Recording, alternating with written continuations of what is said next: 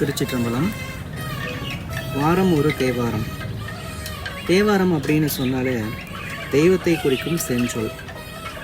ஆரம் அப்படின்னா மாலை, அதாவது இறைவனுக்கு சார்த்த பெறும் வாடாத சொன்மாலை. இப்போ இந்த தேவாரம் யார் பாடினது அப்படின்னு பார்த்தோம்னா மூவர்னா யாருன்னா திருஞான சம்பந்தர், திருநாவுக்கரசர், சுந்தரர். வாரம் அப்படின்னா அன்புன்னு அர்த்தம். இறைவன் மீது அன்பொழுக்க பாடப்படும் பாக்களின் தொகுதி. அதுதான் தேவாரத்துடைய நம்ம அந்த சொல்லோட பொருளை பார்க்குறோம். இந்த தேவாரம் பற்றிய காணொளி வாரம் ஒரு முறை நம்ம சேனலில் பதிவு போட போகிறதுனால வாரம் ஒரு தேவாரம் அப்படின்னு நம்ம பொருள் எடுத்துக்கலாம். இப்போ இந்த 12 திருமுறை பற்றிய தொகுப்புகளை பார்ப்போம். நம்ம அது எப்படி பகுக்கப்பட்டிருக்கு அப்படின்னா 1ஆம் திருமுறை, 2ஆம் திருமுறை, 3ஆம் திருமுறை, இது மூணுமே பார்த்திங்கன்னா திருஞான சம்பந்தர் பாடினது. ஸோ மொத்தம் 383 பதிகங்கள் பாடியிருக்காரு. அதோட கடைசியாக பார்த்திங்கன்னா 3ஆம் திருமுறையில் திருவிடைவாய் மற்றும் திருக்களியண்ணூர், இந்த ஊருக்கு தலா ஒரு பாடல்கள் பதிகம் பாடினதுனால மொத்தம் கணக்கு 385. இது திருஞான சம்பந்தர் பாடியது. 4, 5, 6 இந்த திருமுறைகள் பார்த்தீங்க அப்படின்னா திருநாவுக்கரசர் பாடியது. அவருடைய கணக்கு பார்த்திங்கன்னா மொத்தம் 312 பாடல்கள். அதாவது 4ஆம் திருமுறையில் 113, 5ஆம் திருமுறையில் 100 பதிகங்கள், 6ஆம் திருமுறையில் 99 பதிகங்கள், ஆக மொத்தம் 312. 7ஆம் திருமுறை சுந்தரரோடது. மொத்தம் அவர் பாடியது 84. 8ஆம் திருமுறை மாணிக்க வாசகர், அது திருவாசகமும் திருக்கோவையாரம். இப்படியே 12 திருமுறைகளுக்கும் போகும். நாம் இந்த பதிவில் தேவாரம் பற்றி பார்க்குறோம். திருச்சிற்றம்பலம். வாரம் ஒரு தேவாரம். இந்த தொகுப்பில் ஞானசம்பந்தர் அருளிய திருப்பதிகங்கள் ஒவ்வொரு வாரமும் பார்த்துட்டு வரோம். கடந்த வாரங்களில் ஞானசம்பந்தர் திருமழப்பாடியில் அருளிய பதிகங்கள் பார்த்தோம். இன்று ஞானசம்பந்தர் திருக்கானூர் வருகிறார். அங்கு அவர் அருளிய திருப்பதிகம் பார்க்க போகிறோம். 1ஆம் திருமுறை 73வது பதிகம். பண் தக்கேசி. தலத்து இறைவன் செம்மேனிநாதர், இறைவி சிவலோக நாயகி, தீர்த்தம் கொள்ளிடம். மழபாடி மாணிக்கத்தை தொழுது பதிகம் பாடிய பின்னர் திருக்கானூர் நன்னி கானூர் மேய கண்ணார் நெற்றி யானூர் செல்வரே என முடிகிற இந்த அற்புதமான திருப்பதிகத்தை ஞானசம்பந்தர் பாடுகிறார். 1ஆம் பாடல். வானார் சோதிமண்ணு சென்னி வன்னி புனம் கொன்றை தேனார் போது தானார் கங்கை திங்களோடு சுழி மானேர் நோக்கி கண்டு அங்கு உவப்ப மாலையாடுவார் கானூர் மேய கண்ணார் நெற்றி யானூர் செல்வரே. இந்த பாடலுடைய பொருள்: கானூர் மேவும் செல்வருக்கு வலக்கண் சூரியன், இடக்கண் சந்திரன், தலையில் வன்னியும் கொன்றை மலரும் கங்கையும் மதியும் சூடி உமை காண மகிழ்வோடு ஆடும் பெருமையாளர் இவர் நெற்றிக்கண் கொண்ட கானூர் செல்வராவார். இப்போ 2வது பாடல். நீத்தலாகா வெள்ளமூழ்கு நீள்சடை தன் மேலோர் ஏய்ந்த கோணல் பிறையோடு அரவு கொன்றை எழிலார போந்த மென்சொல் இன்பம் பயந்த மைந்தர் அவர் போலாம் காந்தள் விம்மு கானூர் மேய சாந்த நீற்றாரே. பாடலுடைய பொருள்: விரைந்து பெருக்கெடுத்து ஓடும் கங்கையை சிறிதும் வெளியேறாதபடி சடையில் ஏற்று அதன் மேல் பிறை சந்திரனையும் அரவத்தையும் கொன்றை மலரையும் தரித்து இன்சொற்களால் இன்பமே நல்கும் அழகர் போன்று சாந்தம் நல்கும் திருநீற்றினை பூசி கானூரில் விளங்குவார். இப்போ 3வது பாடல். சிறையார் வண்டும் தேனும் விம்மு செய்ய மலர் கொன்றை மறையார் பாடல் ஆடலோடு மால் விடைமேல் வருவார் இறையார் என் இல் புகுந்து என் எழில் நலமும் கொண்டார் கரையார் சோலை கானூர் மேய பிறையார் சடையாரே. பாடலுடைய பொருள்: சிறகுகளை கொண்ட வண்டு தேன் விளங்குகின்ற கொன்றை மலரை சூடி மறைகள் ஓதிடவும் பெருமைமிகு இடவத்தில் ஏறிவரும் இறைவர் அதற்கேற்ப ஆடிடுவார். அவர் என்னுள் புகுந்தார். அப்பிரான் அடர்த்தியான சோலைகள் சூழ்ந்த கானூரில் ஒளிரும் பிறைமதியுடன் சடைமுடியும் கொண்டு விளங்குகிறார்.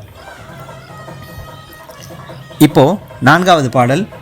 விண்ணார் திங்கள் கண்ணி வெள்ளை மாலை அது சூடி தன்னார் அக்கோடு ஆமை பூண்டு தாழ் புன்சடை தாழ எண்ணா என் இல் புகுந்து அங்கு எவ்வ நோய் செய்தான் கண்ணார் சோலை காணூர் மேய விண்ணோர் பெருமானே.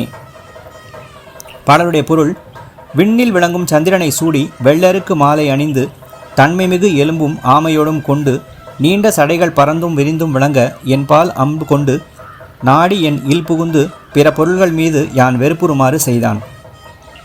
அத்தலைவன் சோலைகள் விளங்கும் காணூர் பெருமானே. இப்போ 5வது பாடல். தார்கொள் கொன்றை கன்னியோடும் தன்மதியம் சூடி சீர்கொள் பாடல் ஆடலோடு சேடராய் வந்து ஊர்கள் தோறும் ஐயமேற்று என்னுள் வெண்ணோய் செய்தார் கார்கொள் சோலை காணூர் மேய கரை கண்டத்தாரே. பாடலுடைய பொருள்: கொன்றை மாலையும் தன்மதியையும் சூடி புகழோடு கூடிய ஆடல் பாடல்களுடன் பெருமை மிக்கவராய் இருந்தும் ஊர்கள் தோறும் பிச்சை ஏற்கும் நிலை கொண்டு என் உள்ளம் கவர்ந்து நோய் செய்தார். அவர் காணூர் உரையும் நீலகண்டரே. இப்போ 6வது பாடல். முடி வெள்ளெலும்பு நீரு நூலும் மூழ்கு மார்பராய் எளிவந்தாற்போல் ஐயமென்று என் இல்லே புகுந்து உள்ள தெளிவு நானும் கொண்ட கள்வர் தேரலார் பூவில் களிவண்டு யாழ்சை காணூர் மேய ஒளிவன் பிறையாரே. பாடலுடைய பொருள்: உலர்ந்த எலும்பும் முப்புரி நூலும் திருநீரும் மார்பில் விளங்க எளிமையான திருவுரு கொண்டு பிச்சை கேட்டு என் இல்லம் புகுந்து என் உள்ளத்தினையும் தெளிவினையும் தன்மானத்தையும் கவர்ந்த கள்வர் தேன் சொரியும் மலரில் களிப்போடு வண்டு யாழ் போல இசை எழுப்பும் காணூரில் உரையும் தலைவரே. இப்போ 7வது பாடல்.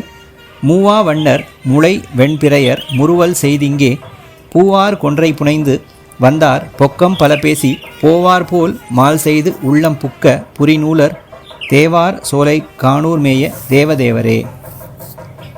பாடலுடைய பொருள்: இறைவன் மூப்பு பெறாத எழில்வண்ண இளமையாளர், தோன்றி வளரப்பெறும் வெண்மதியை சூடியவர், இளமுறுவல் செய்து கொன்றை மாலை கொண்டு என்னிடம் வந்து வஞ்சனையாய் பேசி மயக்கத்தை கொடுத்து என் உள்ளம் புகுந்தவர், முப்புரி நூல் அணிந்தவராய் சிறப்பான சோலையுடைய காணூரில் உரையும் தேவதேவர். இப்போ 8வது பாடல். தமிழின் நீர்மை பேசி தாளம் வீணை பண்ணி நல்ல முழவ மொந்தை மல்கு பாடல் செய்கை இடம் ஓவார் குமிழின் மேனி தந்த கோல நீர்மை அது கொண்டார் கமழும் சோலை காணூர் மேய பவளவண்ணரே. பாடலுடைய பொருள்: தமிழ் போல் இனிமையாய் பேசியும் தாளம் வீணை முழவம் மொந்தை ஆகிய இசை கருவிகளுடன் விளங்கும் பாடல்களை பாடியும் அப்பாடல்களுக்கு ஏற்ப அங்க அசைவுகளை புரிந்தும் என் மனத்தில் மகிழ்ச்சியை தந்து என்னை அவனையே நினைக்கும்படி செய்து என் உடம்பில் குமிழும் பூவண்ணத்தை உண்டாக்கி கவர்ந்து கொண்டார். சோலைகள் கமழும் காணூர் மேயும் பவளவண்ணர் அவரே. இப்போ 9வது பாடல். அந்தம் ஆதி அயனும் மாலும் ஆர்க்கும் அறிவறியான் சிந்தை உள்ளும் நாவின் மேலும் சென்னியும் மன்னினான் வந்து என் உள்ளம் புகுந்து மாலை காலை ஆடுவான் கந்தம் மல்கு காணூர் மேய எந்தை பெம்மானே. பாடலுடைய பொருள்: திருமாலுக்கும் நான்முகனுக்கும் அரியவனாகிய இறைவன் என் சிந்தையுள் புகுந்து நாவினுள் உறைந்து தலையிலும் விளங்குகின்றான். என் உள்ளம் அமர்ந்து காலையிலும் மாலையிலும் ஆடுகின்றான். அவன் மனம் வீசும் காணூர் மேவும் எம் தந்தையே. இப்போ 10வது பாடல். ஆமை அறவோடு ஏன வெண்கொம்பு அக்குமாலை பூண்டு ஆமோர் கள்வர் வெள்ளர் போல் என் வெண்ணோய் செய்தார் ஓமவேத நான்முகனும் கோணா கனையானும் சேமமாய செல்வர் காணூர் மேய சேடரே. பாடலுடைய பொருள்: ஆமையோடு அரவம் பன்றியின் வெண்கொம்பு எலும்பு மாலை அணிந்து உள்ளம் கவர் கல்வனாகிய ஈசன் தூய்மையானவர் போல் என் உள்ளம் புகுந்து நோய் உறுமாறு செய்தார். மறை வேள்வியில் வேள்வி பணியாற்றும் நான்முகனும் வளைந்த அரவினை பள்ளியாக கொண்டவனும் ஆகியோர் பாதுகாப்பாக நலம் கொள்ள புரியும் அச்செல்வர் காணூர் உரையும் கடவுளே ஆவார். இப்போ பதிகத்துடைய கடைசி பாடலான 11வது பாடல் பார்க்க போகிறோம். கழுது துஞ்சும் கங்குலாடும் காணூர் மேயானை பழுதில் ஞானசம்பந்தன் சொல் 10 பாடியே தொழுது பொழுது தோத்திரங்கள் சொல்லி துதித்து நின்று அழுது நக்கும் அன்பு செய்வார் அல்லல் அறுப்பாரே. பாடலுடைய பொருள்: பேயும் உறங்கும் நள்ளிருளில் நின்று நடனம் பயிலும் இறைவனை காணூர் பெருமானை போற்றி பழுதற்ற சொற்களால் புகழும் ஞானசம்பந்தன் பாடிய இத்திருப்பதிகத்தை பாடி தொழுது வணங்கி கசிந்து கண்ணீர் மல்க பெருமானை பாடுபவர்கள் துன்பமற்றவராய் விளங்குவார்கள். இன்னைக்கு ஞானசம்பந்தர் திருக்கானூரில் அருளிய அற்புதமான இந்த திருப்பதிகத்தை பார்த்தோம். அடுத்த வாரம் ஞானசம்பந்தருடைய மற்றும் ஒரு சிறப்பான திருப்பதிகம் பார்க்கும் வரை திருச்சிற்றம்பலம்.